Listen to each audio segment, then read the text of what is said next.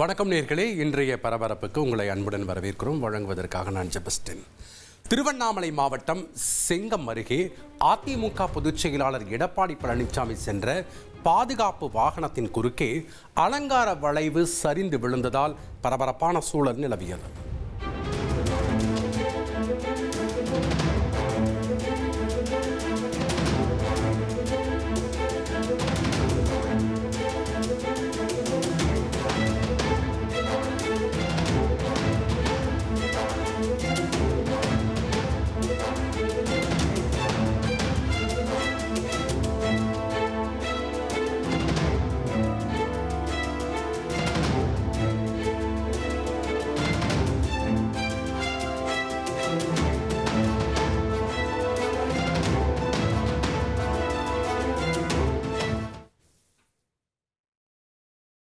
காஞ்சி புதுப்பாளையம் வழியாக செங்கம் நகரத்துக்கு வேனில் எடப்பாடி பழனிசாமி சென்றபோது இந்த அலங்கார வளைவு சரிந்தது. ஏபிஎஸ் வாகனம் கடந்து சென்ற அடுத்த நொடியே சரிந்ததால் அதிமுகவினர் பதறினர். நல்வாய்ப்பாக யாருக்கும் எந்த பாதிப்பும் ஏற்படவில்லை.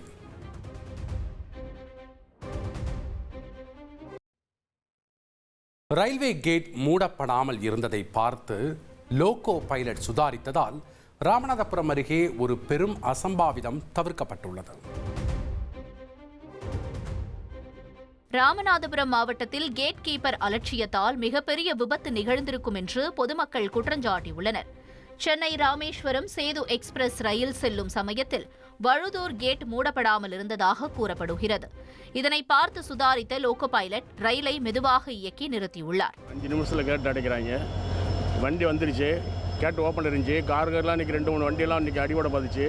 கேட்டுக்கு பொருளாக இவ்வளவு மோசமாக இருக்காங்க. மேலே ஏறி வந்துட்டு பாருங்க, ஏற்றிட்டீங்க, சொல்லுங்கள்.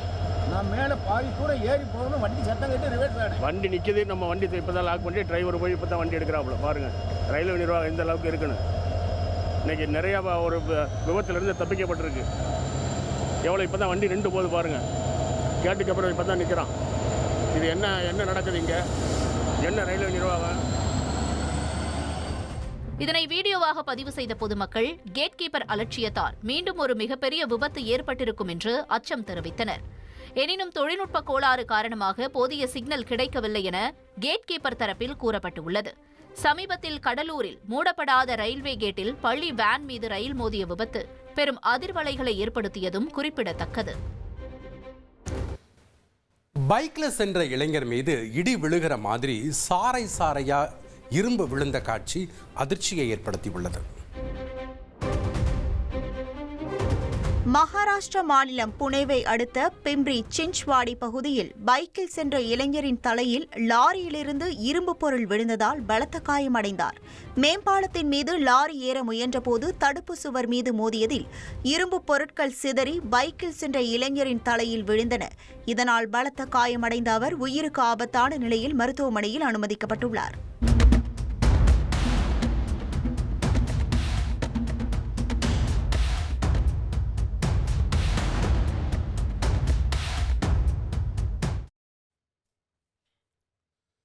தாம்பரம் சானிட்டோரியம் ரயில் நிலையத்தில் யாருடைய துணையும் இல்லாமல் குழந்தையை இறக்கிவிட்டு பரிதவிக்க விட்ட கொடூர மனம் படைத்த நபரை போலீசார் தேடி வருகின்றனர்.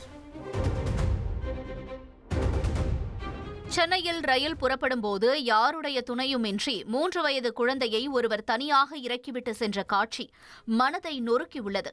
கடற்கரையிலிருந்து தாம்பரம் நோக்கி சென்ற மின்சார ரயிலில் பயணித்த நபர் அதிகாலை 4:30 மணி அளவில் சானிட்டோரியம் ரயில் நிலையத்தில் குழந்தையை கீழே இறக்கிவிட்டு சென்றுள்ளார்.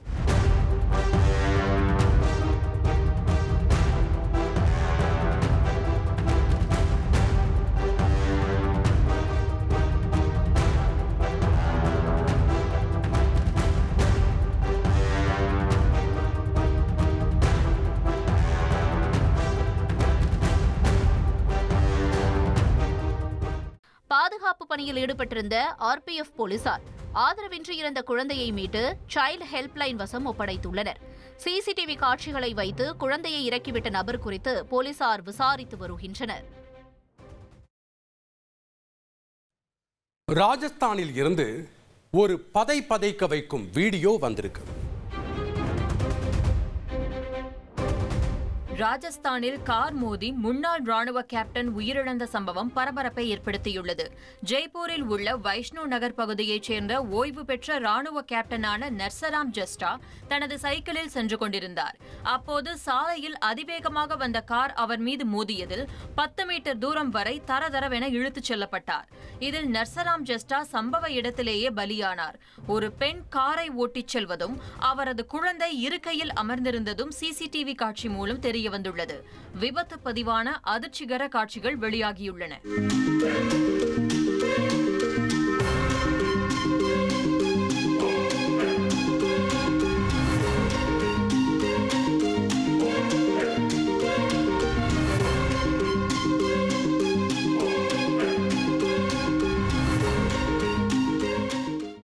பத்து வருடங்களாக பூட்டியே கிடந்த இரும்பு தொழிற்சாலைக்குள் இருந்து திடீரென மரண ஓலம் கேட்டிருக்கிறது. கஞ்சா பாய்ஸின் ஃபேவரட் ஸ்பாட் கிரைம் ஸ்பாட்டாக மாறியதன் பின்னணி என்ன?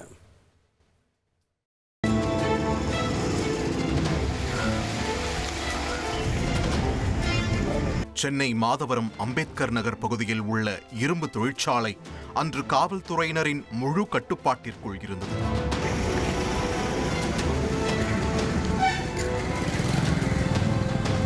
இதே பகுதியைச் சேர்ந்த 24 வயது வாலிபரை ஒரு கும்பல் துடிக்க துடிக்க வெட்டி மிக கொடூரமாக கொலை செய்துள்ளனர்.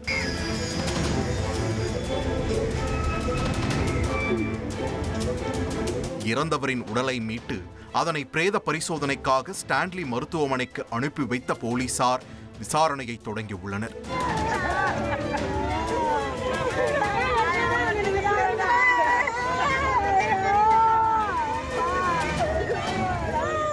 கொல்லப்பட்டவர் 24 வயதான சந்துரு என்கிற லோகேஷ். பர்மா காலனியைச் சேர்ந்த சந்துருவிற்கு நிரந்தரமான வேலை கிடைக்காத காரணத்தால் அவர் டிரைவிங், பெயிண்டிங் என கிடைக்கும் வேலைகளையெல்லாம் செய்து வந்துள்ளார். சந்துருவிற்கு ஏரியாவிற்குள் எக்கச்சக்கமான நண்பர்கள் இருந்துள்ளனர். அந்த ஃப்ரெண்ட் லிஸ்டில் சில வில்லங்கமான நண்பர்களும் இருந்ததுதான் தற்போது அவரது உயிர் பறிபோவதற்கான முக்கிய காரணமாக அமைந்திருக்கிறது. ஆம், சம்பவம் நடந்த வியாழக்கிழமை அதிகாலை சந்துரு அவருடைய நண்பர்கள் 10 பேரோடு இரும்பு தொழிற்சாலைக்குள் அத்துமீறி நுழைந்திருக்கிறார். அனைவரும் ஒன்றாக மது அருந்திவிட்டு கஞ்சா புகைத்ததாக சொல்லப்படுகிறது. அப்போது நண்பர்களுக்குள் திடீரென வாக்குவாதம் ஏற்பட்டு அது கைகலப்பாக மாறியுள்ளது. போதையின் உச்சத்தில் இருந்த மோனிஷ் என்கிற வாலிபர் அவர் மறைத்து வைத்திருந்த கத்தியால் சந்துருவின் தலையில் ஓங்கி வெட்டி உள்ளார். சம்பவ இடத்திலேயே சந்துரு சுருண்டு விழ மோனிஷ் வைத்திருந்த கத்தியை பிடுங்கி சுற்றியிருந்த 10 பேரும் சினிமா பாணியில் சந்துருவை நிதானமாக வெட்டி அணு அணுவாக சித்திரவதை செய்து கொலை செய்துள்ளது விசாரணையில் உறுதியாகியுள்ளது. நடந்த சம்பவம் தொடர்பாக கொலை வழக்கு பதிவு செய்த போலீசார் தலைமறைவாக இருந்த கொலையாளிகள் மோனிஷ், ரூபேஷ், ஜெரோம், ஆகாஷ், பிரகன்குமார், பிரவீன், தூக்னா, அருண் மற்றும் 18 வயதை பூர்த்தி செய்யாத 2 சிறார்களையும் கைது செய்துள்ளனர். மது மற்றும் கஞ்சா போதையில் நடந்த வாக்குவாதம் தான் நடந்த கொலைக்கான காரணமா அல்லது ஏற்கனவே இவர்களுக்குள் முன்விரோதம் இருந்துள்ளதா போன்ற பல்வேறு கோணங்களில் காவல்துறையினர் விசாரணை மேற்கொண்டுள்ளனர். குற்றவாளிகளிடமிருந்து வாக்குமூலம் பெற்று 8 பேரை நீதிமன்றத்தில் ஆஜர்படுத்தி சிறையில் அடைத்த போலீசார் மீதமிருந்த 2 சிறார்களை சிறுவர் கூர்நோக்கு பள்ளியிலும் சேர்த்துள்ளனர்.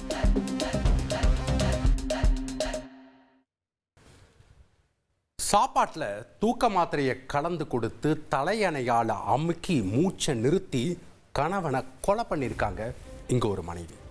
கள்ளக்காதலை கண்டிச்சதால அப்பாவி கணவனுக்கு நேர்ந்த பயங்கரம் இது. முகத்தில் கருப்பு துணியை மூடி காட்சிப்படுத்தப்படும் இந்த மூவரும் சாதாரணமானவர்கள் இல்லை.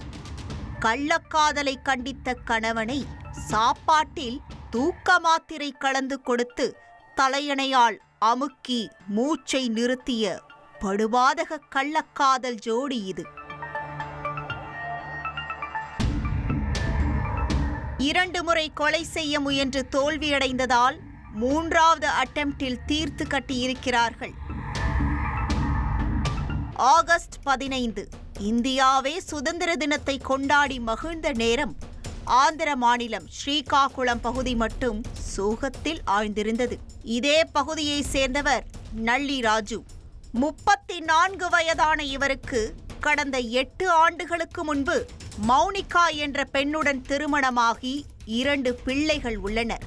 இந்த நிலையில்தான் கடந்த 5ஆம் தேதி அன்று வெளியே சென்ற நள்ளி ராஜு மீண்டும் வீடு திரும்பவில்லை என உறவினர்களிடமும் அக்கம் பக்கத்தினாரிடமும் கூறியிருக்கிறார் மௌனிகா. பல இடங்களில் தேடியும் கிடைக்கவில்லை. 2 நாட்கள் நடந்த தேடுதல் வேட்டையில் 7ஆம் தேதி அன்று ஊருக்கு ஒதுக்குப்புறமாக இருந்த புதருக்குள் நள்ளி ராஜு சடலமாக மீட்கப்பட்டிருக்கிறார். தகவல் கிடைத்து சம்பவ இடத்திற்கு விரைந்த போலீசார் ராஜுவின் சடலத்தை ஆய்வு செய்ததில் உடலில் காயங்கள் எதுவும் இல்லாமல் இருந்திருக்கிறது. அருகே அவரது 2 சக்கர வாகனமும் இருந்துள்ளது. இதனால் நடந்திருப்பது விபத்து மரணம் அல்ல என்று சந்தேகித்த போலீசார் சடலத்தை மீட்டு உடற்கூராய்வுக்காக அனுப்பி வைத்துவிட்டு விசாரணையை தொடங்கியிருக்கிறார்கள். அப்பகுதியில் உள்ள சிசிடிவி காட்சிகளை ஆய்வு செய்த போதுதான் 5ஆம் தேதி இரவு 2 பேர் 2 சக்கர வாகனத்தில் சந்தேகப்படும் வகையில் நள்ளி ராஜுவின் வீட்டருகே சுற்றித் திரிந்தது தெரிய வந்தது. உடனே அந்த இருவரையும் போலீசார் தட்டி தூக்கி விசாரித்த போது கள்ளக்காதல் விவகாரத்தில் ராஜு கொல்லப்பட்ட உண்மை அம்பலமானது. இந்த திட்டத்தின் முழு சூத்திரதாரி நள்ளி ராஜுவின் மனைவி மௌனிகாதான்.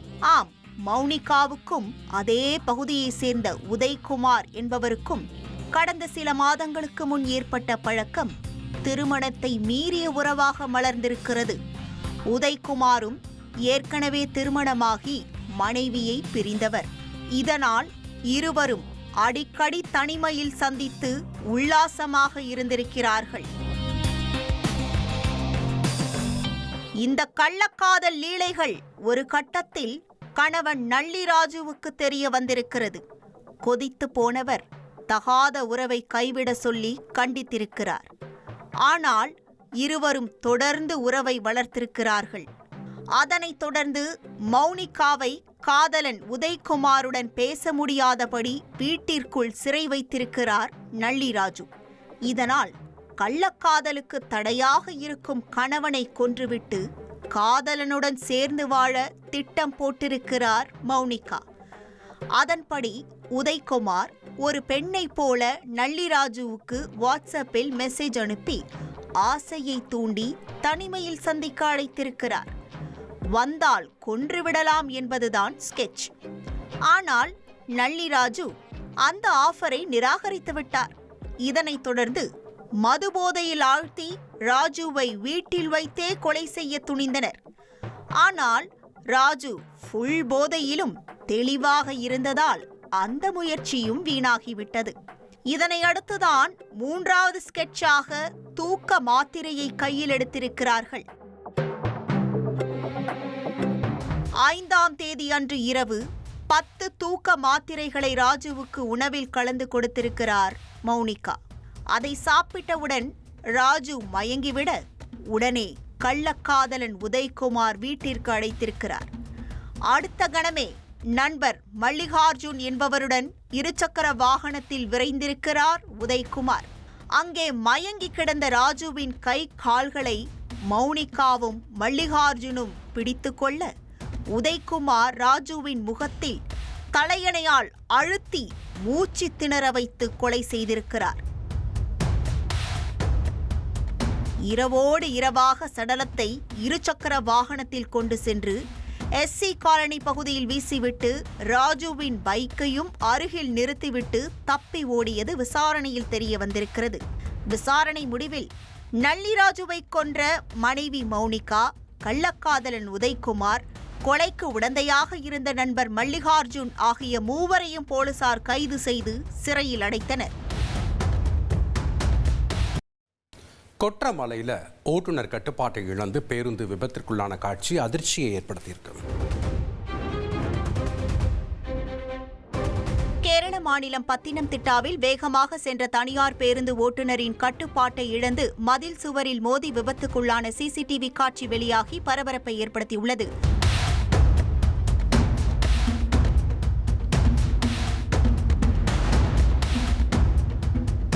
மாந்தடம் பகுதியில் மழை பெய்த நிலையில் அதிவேகமாக சென்ற தனியார் பேருந்து கட்டுப்பாட்டை இழந்து சாலையோரம் இருந்த மதில் சுவரில் மோதியது.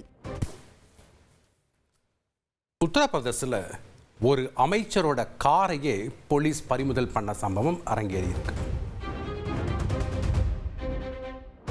உத்தரப்பிரதேச சட்டசபை வளாகத்தில் நோ பார்க்கிங் பகுதியில் நிறுத்தி வைக்கப்பட்டிருந்த அமைச்சரின் கார் போலீசாரால் பறிமுதல் செய்யப்பட்டது. கூட்டத்தொடரில் பங்கேற்க சட்டசபைக்கு வந்த மாநில மீன்வளத்துறை அமைச்சர் சஞ்சய் நிஷாத் தனது காரை நோ பார்க்கிங் பகுதியில் நிறுத்தியுள்ளார். இதனால் சட்டசபை வளாகத்தில் கடும் போக்குவரத்து நெரிசல் ஏற்பட்டது. இதனையடுத்து அங்கு வந்த போலீசார் சஞ்சய் நிஷாத்தின் காரை கிரேன் மூலம் தூக்கி சென்றனர். இந்த வீடியோ சமூக வலைதளங்களில் வேகமாக பரவியது.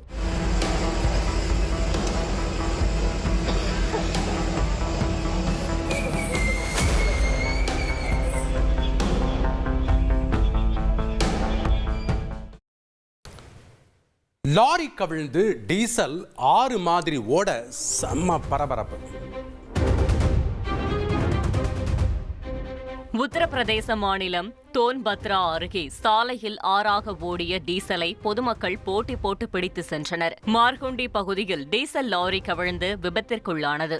அந்த டேங்கரில் இருந்து 20,000 லிட்டர் டீசல் சாலையில் கொட்டியது. அப்பகுதியைச் சேர்ந்த மக்கள் எண்ணெய் கேன், வாளியில் டீசலை பிடித்து தங்களது வீட்டிற்கு எடுத்து சென்றனர். விபத்தில் படுகாயமடைந்த டேங்கர் லாரியின் உதவியாளர் மாவட்ட அரசு மருத்துவமனையில் சிகிச்சைக்கு அனுமதிக்கப்பட்டுள்ளார். கோவையில் ஆயுதங்களுடன் சுற்றித் திரிந்த ரவுடி கும்பலை போலீசார் அதிரடியாக கைது செய்த சிசிடிவி காட்சிகள் வெளியாகியிருக்கு.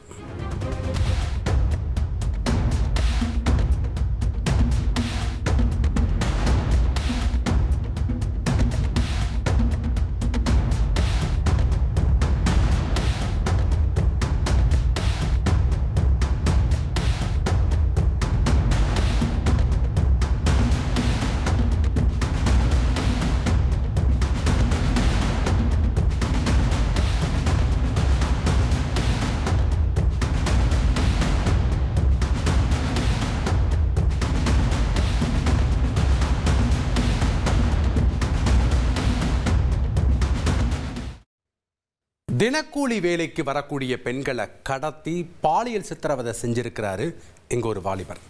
கேரளாவைச் சேர்ந்த சைக்கோ கொள்ளையன் தமிழகத்தில் நடத்திய படு பயங்கர சம்பவத்தின் பின்னணி இது.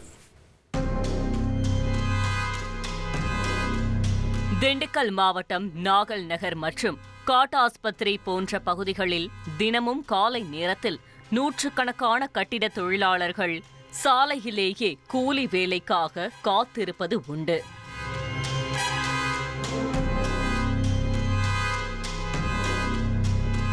அப்படி பிழைப்பை தேடி வருபவர்களை கட்டுமான நிறுவனத்தை சேர்ந்தவர்களும் மேஸ்திரிகளும் தினக்கூலி அடிப்படையில் பணிக்கு அழைத்து செல்வது வழக்கம். அப்படிதான் சில நாட்களுக்கு முன்பு காரில் அங்கு வந்த கேரளாவைச் சேர்ந்த ஒரு இளைஞர் தன்னுடைய சைட்டில் பணியாற்ற கொத்தனார் உள்ளதாகவும் அவருக்கு உதவுவதற்கு ஒரே ஒரு பெண் சித்தாள் மட்டும் தேவைப்படுவதாக தெரிவித்துள்ளார். அப்போது அங்கு காத்திருந்த ஒரு பெண் அந்த இளைஞரை நம்பி காரில் ஏறி தினக்கூலி வேலைக்கு சென்றுள்ளார். அவர்கள் சென்ற வாகனம் புறநகர் பகுதியை கடந்ததும் திடீரென ஒரு ஆளரவமற்ற இடத்தில் நின்றுள்ளது. திடீரென அந்த இளைஞர் இருக்கையில் அமர்ந்திருந்த பெண்ணை கொடூரமாக தாக்கியுள்ளார். அதன் பிறகு அந்த பெண் அணிந்திருந்த தங்க நகைகளை மிரட்டி பறித்தவர் அவரை நடு ரோட்டில் இறக்கி விட்டுவிட்டு அங்கிருந்து எஸ்கேப் ஆகியுள்ளார். நடந்த சம்பவம் தொடர்பாக திண்டுக்கல் வடக்கு காவல் நிலையத்திலும் புகார் அளிக்கப்பட்டிருக்கிறது. உடனடியாக தனிப்படை அமைத்த போலீசார் சம்பவம் நடந்த பகுதியில் பொருத்தப்பட்டிருந்த சிசிடிவி கேமராவை ஆராய்ந்து கொள்ளையனின் காரை அடையாளம் கண்டுள்ளனர். தொடர்ந்து அந்த வாகனத்தை ட்ரேஸ் செய்த தனிப்படை போலீசார் கேரள மாநிலம் பீர்மேடு பகுதியைச் சேர்ந்த 28 வயதான சஜு என்பவரை கைது செய்துள்ளனர். அவரிடம் மேற்கொள்ளப்பட்ட விசாரணையில் பல திடுக்கிடும் உண்மைகள் வெளிவந்திருக்கிறது. தமிழகத்தில் தேனி, திண்டுக்கல் ஆகிய பகுதிகளில் கூலி வேலைக்கு பெண்கள் தேவை என பொய் சொல்லி காரில் அழைத்து செல்லும் சஜு அவர்களை அடித்து சித்திரவதை செய்து நகை மற்றும் பணத்தை பறித்து வந்திருக்கிறார். அதோடு இவர் மீது ஏற்கனவே கேரள மாநிலம் இடுக்கி மற்றும் மூணாறு காவல் நிலையங்களில் இதே போன்ற குற்றச்சாட்டுகளில் சிக்கிய வழக்குகளும் நிலுவையில் உள்ளது. பிடிப்பட்டவரின் செல்போனை ஆய்வு செய்தபோது காவல்துறையினர் அதிர்ந்து போயிருக்கிறார்கள். அதில் கூலி வேலை என பொய் சொல்லி பெண்களை அழைத்து சென்று சித்திரவதை செய்தது மட்டுமின்றி அவர்களின் ஆடைகளை வலுக்கட்டாயமாக அவிழ்த்து பாலியல் வன்கொடுமை செய்து அதனை வீடியோவாகவும் பதிவு செய்து வைத்துள்ளார். பாதிக்கப்பட்ட பெண்கள் தன் மீது போலீசில் புகார் அளித்தால் அந்த வீடியோவை இணையத்தில் வெளியிட்டு விடுவதாக அந்த சைக்கோ கொள்ளையன் மிரட்டி வந்ததாகவும் தெரிகிறது. தற்போது சஜுவை நீதிமன்றத்தில் ஆஜர்படுத்தி சிறையில் அடைத்துள்ள நிலையில் விரைவில் அவரை நீதிமன்ற காவலில் எடுத்து விசாரிக்க உள்ளதாக தெரிவித்துள்ளனர். சஜுவிடம் மேற்கொள்ள உள்ள கிடுக்குப்பிடி விசாரணைக்கு பிறகே இந்த சைக்கோ கொள்ளையன் எத்தனை பெண்களிடம் பாலியல் அத்துமீறலில் ஈடுபட்டு கொள்ளையடித்துள்ளார் என்கிற விவரமும், இவருக்கு பின்னால் வேறு ஏதேனும் மர்ம நபர்கள் உள்ளார்களா என்கிற விவரமும் தெரியவரும்.